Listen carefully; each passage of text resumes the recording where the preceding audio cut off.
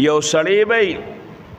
الله ته وی چې یا الله ته خو ظلم نه کې نو ګناهونه به کړي نو دی وی الله ز بل ګوا نه منم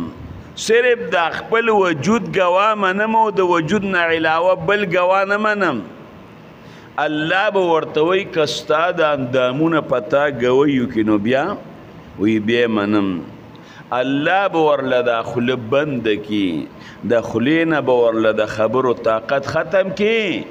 او رب العالمین به په دې لاسونو او د په دې خپو په اندامونو کې د خبرو طاقت پیدا کی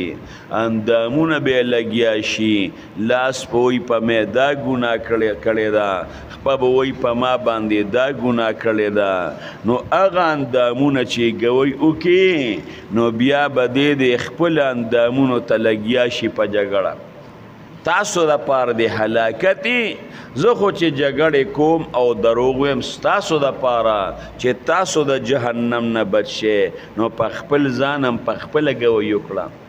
نو یوم الدین الله پاک د سزا او د جزا مالک دی د داسې ورځې مالک دی چې په هغې ورځ کې دې ګناه کړي نو ستا د اندامونه به په تا باندې په خپله باندې ګوی کوي الله د داسې ورځې مالک دی